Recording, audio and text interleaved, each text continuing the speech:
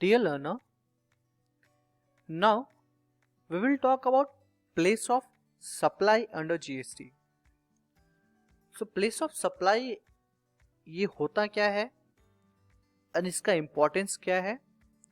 वो सारी डिटेल्स हम इस वीडियो में डिस्कस करेंगे। आगे बढ़ने से पहले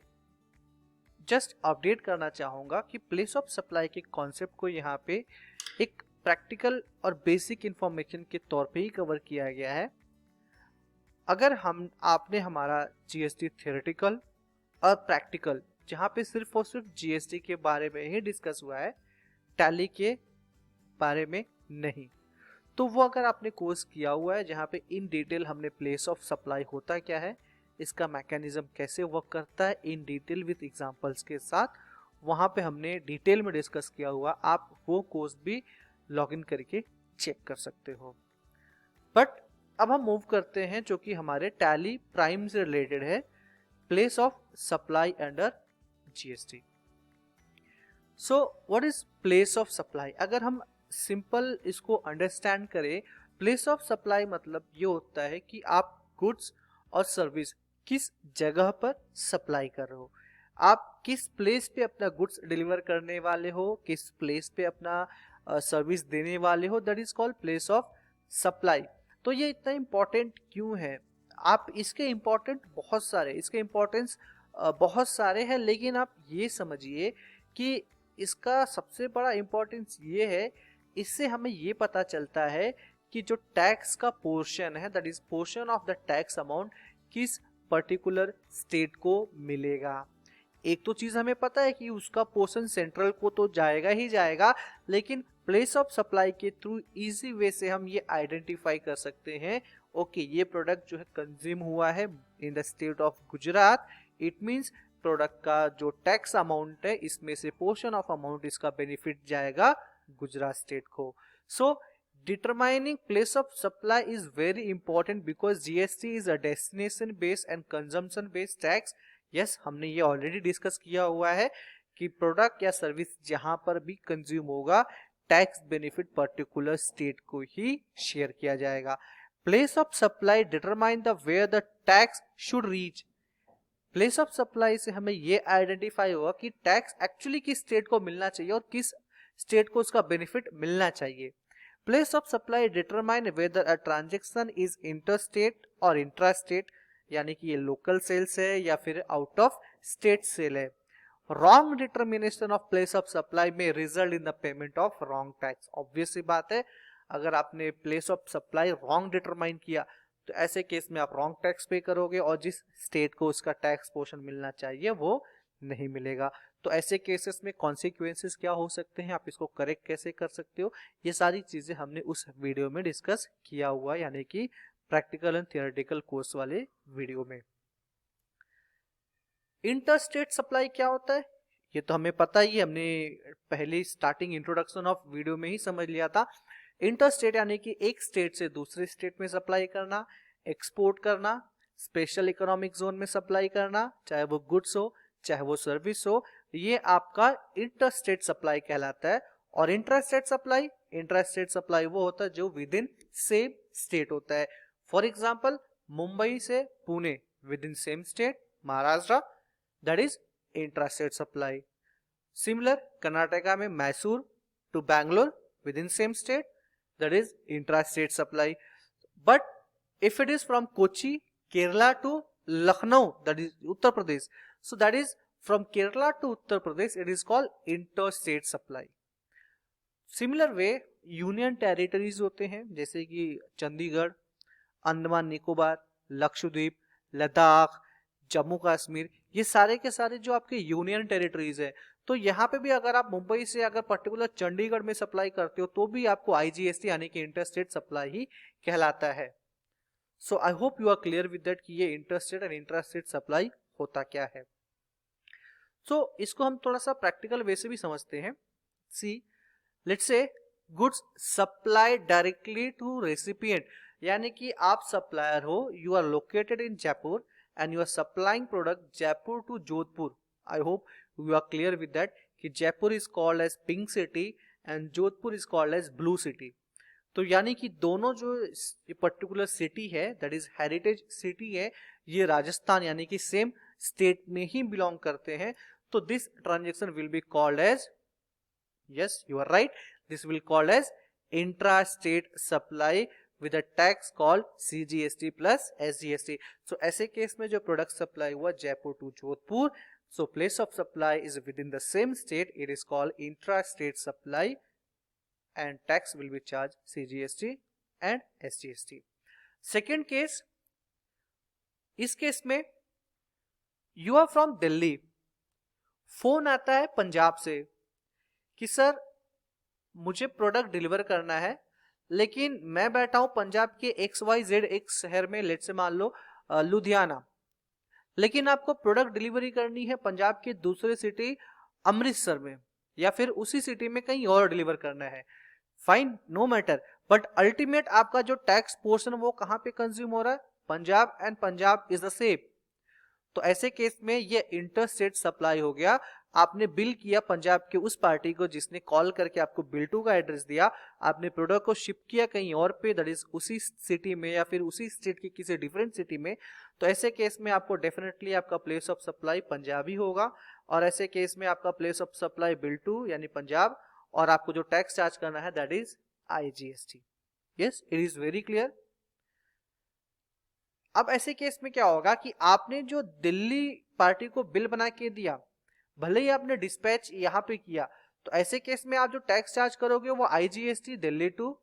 पंजाब एंड IGST चार्ज करोगे, और पंजाब वाली पार्टी जो है ये दूसरी पार्टी को बिल रेज करेगा CGST and SGST। That means tax तो बेनिफिट अल्टीमेटली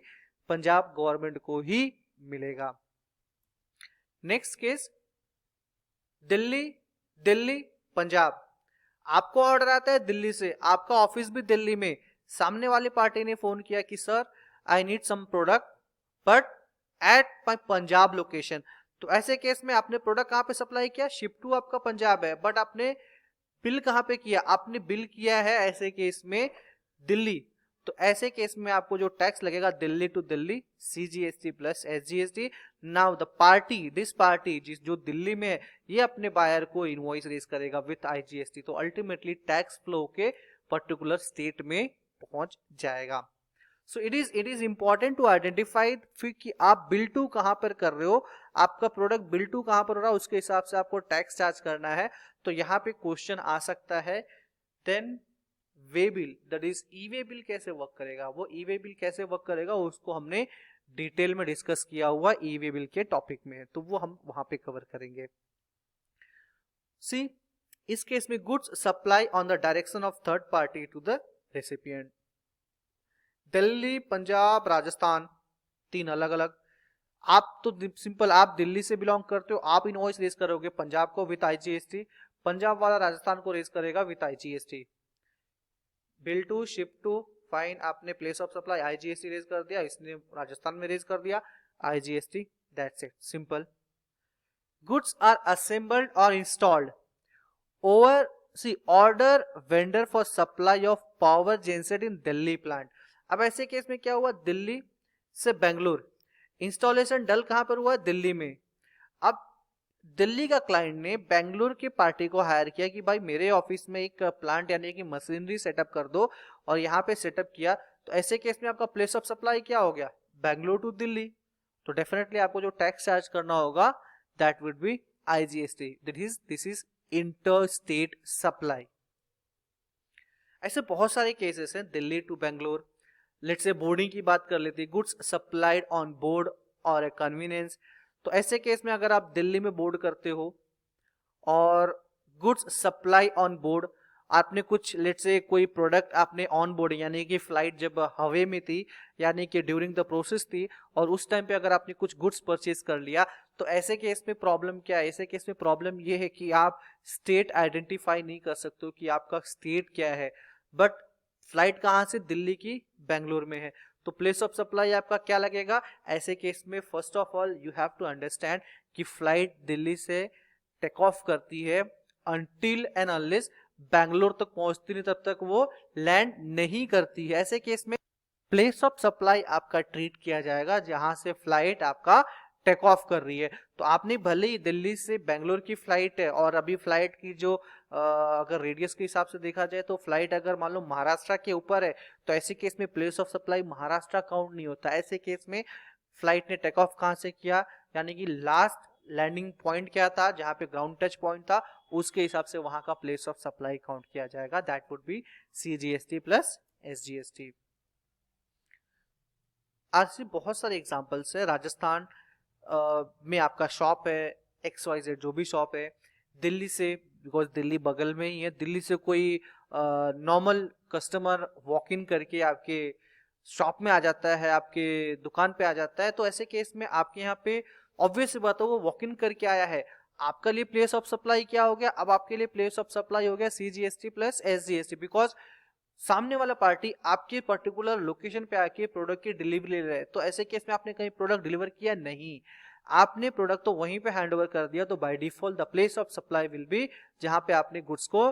प्रोडक्ट को, सर्विस को टर्मिनेट कर दिया, यानी कि वहीं पे मेरी प्लेस ऑफ सप्लाई हो गई। तो ऐसे केस में आपको जो टैक्स लगाना होगा वो CGST प्लस SGST।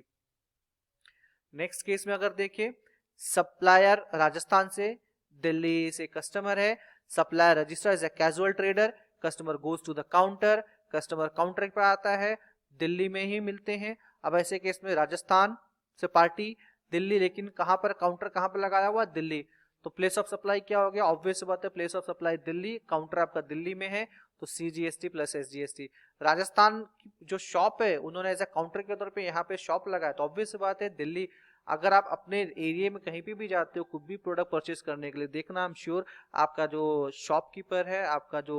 ट्रेडर है, सप्लायर है, वो आपको CGST प्लस SGST ही चार्ज करेगा।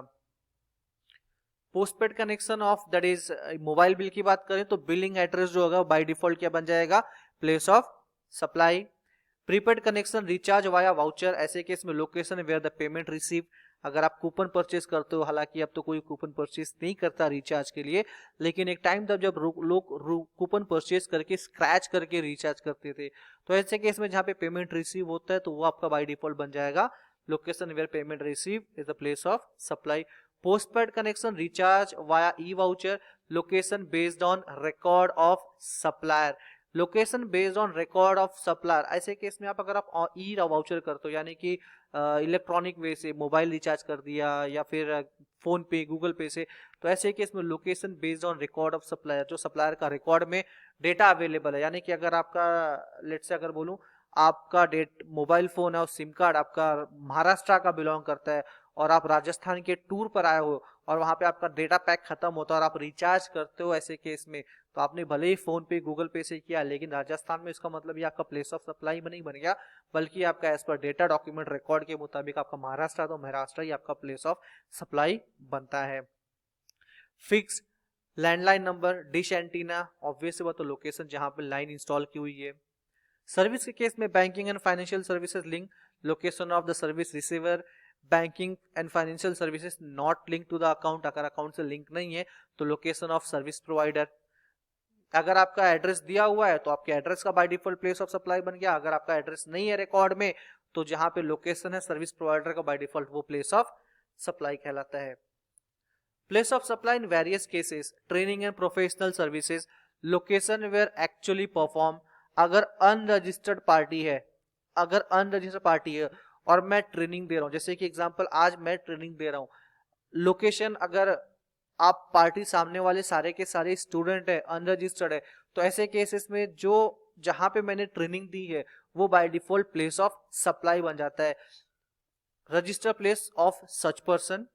अगर नहीं है तो transportation of passenger, location of embarkment, यानी कि रजिस्टर ट्रांसपोर्टेशन ऑफ गुड्स, ये सारे के सारे जो place of supply in various services है वो किस तरह से आइडेंटिफाई होते हैं, वो सारे के सारे यहाँ पे हमने एज ए केस स्टडी के तौर पे लिख रखे हैं। अगर अनरजिस्टर्ड पार्टी रहेगी तो ऑब्वियस सी बात, तो उसका डेटा आपके पास रिकॉर्ड नहीं है, तो by default place of supplier ही as a place of supply बन जाता है। तो ये सारे के सारे केसेस हो गए आपके कंप्लीट, जहां पे हमने समझा कि प्लेस ऑफ सप्लाई कैसे काम करता है। अब C services on board, catering, restaurant, health services, admission on social और educational event, development, immovable property, ये केस में अगर पार्टी अनरजिस्टर्ड यानी कि सामने वाली पार्टी जो बायर है रजिस्टर्ड है या अनरजिस्टर्ड है, तो फर्स्ट प्लेस ऑफ डिपार्चर, जैसे कि हमने बताया फ्लाइट का एग्जांपल देखा था, first place of departure, catering restaurant है तो लोकेशन ऑफ एक्चुअल परफॉर्मेंस, ऐसे क्या admission of to the social event और actual educational event, location of event और वेन्यू। ये जो चीजें हमने शॉर्ट में यहाँ पे लिख रखी हैं, यही चीज को हमने डिटेल में एक्सप्लेन किया है in theoretical part of GST compliances. तो ये होता है अपना पार्ट कवर, जहां पे हमने प्लेस ऑफ सप्लाई के बारे में मोटे मोटे तौर पे समझा कि प्लेस ऑफ सप्लाई होता क्या है और इसका इंपॉर्टेंस क्या है प्लेस ऑफ सप्लाई आइडेंटिफाई करना। अगर आप place of supply identify proper तरीके से नहीं करोगे, that will lead to the incompliance यानी कि नॉन कंप्लायंसेस, यानी कि आप नॉन कंप्लायंस फॉलो करोगे और आप रॉन्ग टैक्स पे करोगे। रॉन्ग टैक्स पे करोगे तो ऑब्वियस बात है इसका कंसिक्वेंसेस भी आपको उठाना पड़ेगा।